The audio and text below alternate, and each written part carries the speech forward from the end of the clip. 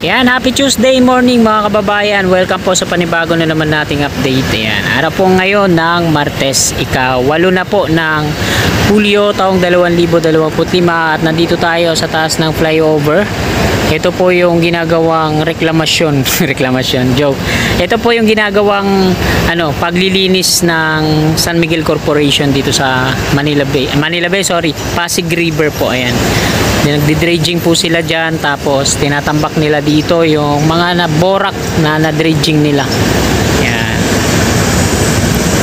Pakita ko po muna sa inyo. So dito sa unahan, ayan naman yung Tomas Claudio. Diyan po nag-uumpisa yung Skyway Stage 3 Section 2A. NCR naman sa kaliwa, Beata PNR Station, Beata Pandakan. So dito sa baba, ayan mga kasikap po.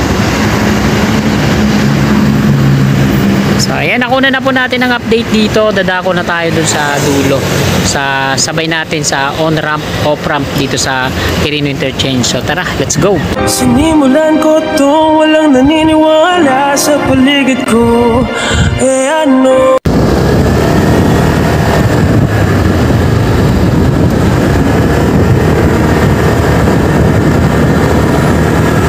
Lawak na dito, no? Parang reklamasyon na no?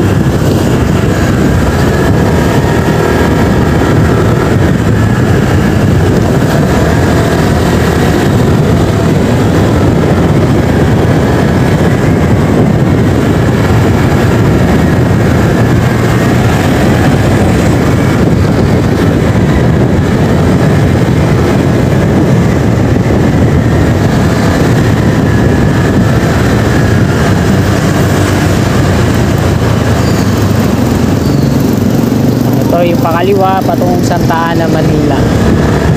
Wala dito yung mga pulis. Safe tayo. NCR dito sa kaliwa natin. Yan yung right of way, yung may bakod na kulay brown na rib type na yero. Nagtahan Link Bridge. Tahilong to. Sa ilalim tayo na double decker dito sa may Pandakan.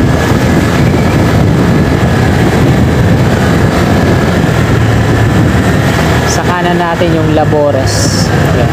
Malinis na rin dito, no? Kakaiba ka talaga, Yorme.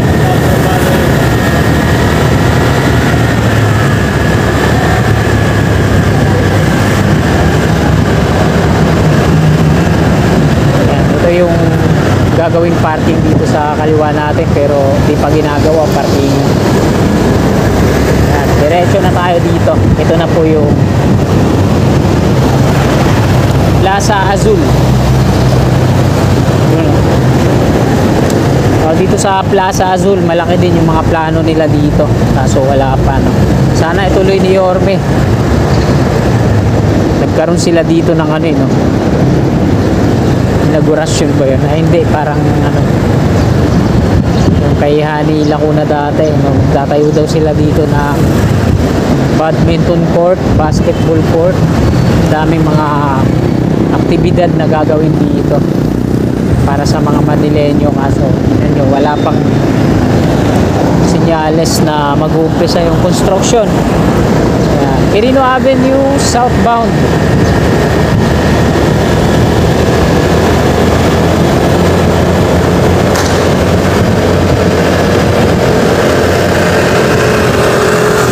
Talagang nagtatrabaho ngayon yung mga workers ng Manila. Yung iba naglilinis ng mga kanal dito.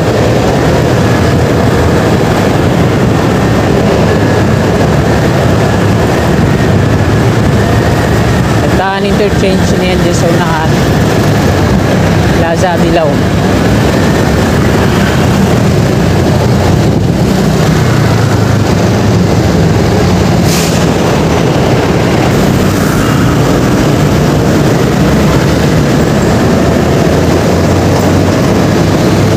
Dilaw sa ating gawing kanan. Paco Station naman ang PNR sa kaliwa.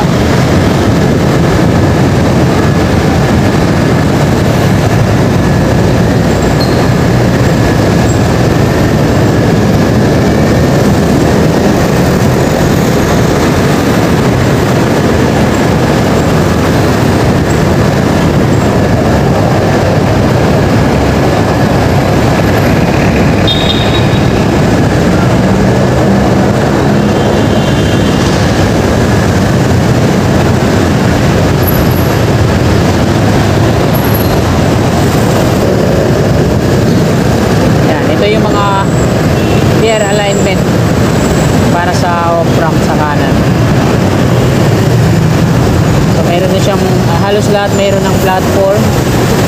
At ito na lang, dalawa. Sa ating kanan yung hindi pa na-installan ng mga rebar para sa pier head.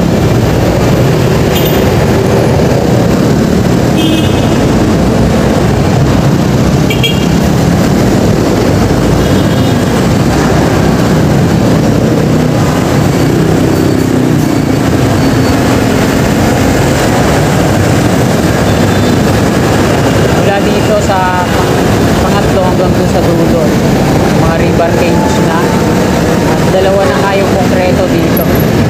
Ito, tinanggalan na nila ng gunny bag. Tapos ito naman sa unahan, wala nang mga support, malinis na, no?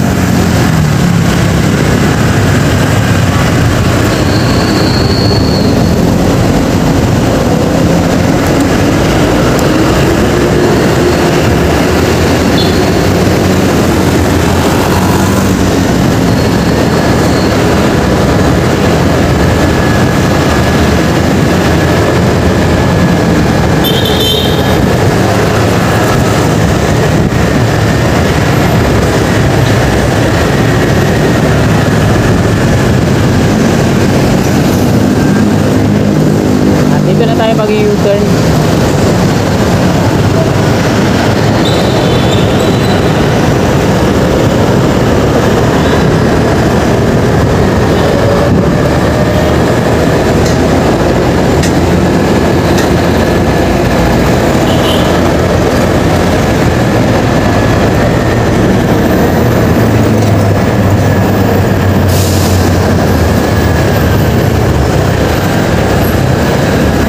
Ito na mga kababayan yung on ramp pa NLEX diretso. Ito yung pakanan, yung patungong south.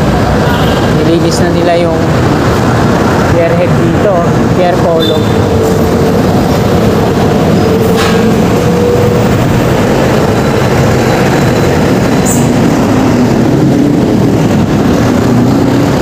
Ito yung ginagawa nila ng pier head ngayon dito, no? Pinalagpas hanggang dito yung mga shoring jack kasi mahaba yung pier head niyan, curve side kasi. Wala naman dito welding machine. Lalagay na rin sila dito ng mga scaffolding, parang pag-install na sila dito. Nandiyan na yung lifter eh. O baka unahin muna dito. Ito, nakareserva na dito yung mga install dyan, hindi pa naka-assemble. Tapos dito mayroon ng slab, ano? Ayan o, natadong konkreto na yung taas eh. At nandito na tayo sa Osmeña Highway.